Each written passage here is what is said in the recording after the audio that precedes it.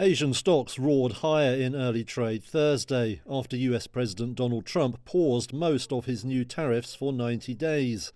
The move came after days of market turmoil that wiped trillions of dollars off the value of US stocks. Well, I thought that people were jumping a little bit out of line. They were getting yippy, They were getting a little bit yippy, a little bit afraid. Japan's Nikkei index jumped over 8% early on, following huge gains for Wall Street.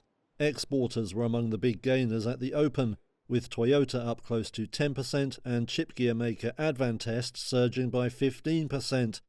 South Korea's Kospi index jumped 5%. But there were more modest gains for stocks in China, where Trump has not paused tariffs. Instead, he turned up the heat again, saying he would raise tariffs on the country to 125%. That could set the stage for further action by Beijing, which has vowed to resist what it calls American blackmail. Hong Kong's Hang Seng Index gained over 2% in early trade as investors took stock.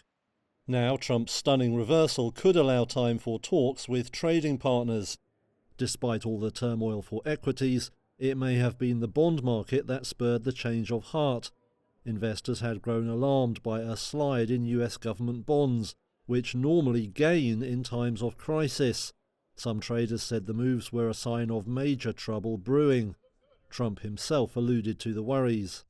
The bond market is very tricky. I was watching it, but if you look at it now, it's beautiful. The bond market right now is beautiful. But yeah, I saw last night where people were getting a little queasy. US benchmark bonds stabilized following the move on tariffs.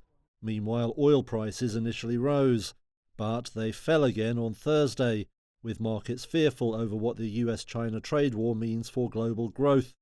Investors also remain concerned over the wild unpredictability of Washington policymaking and the fact that a blanket import tariff of 10% largely remains in place. International benchmark Brent crude was down over 1% in early morning trade.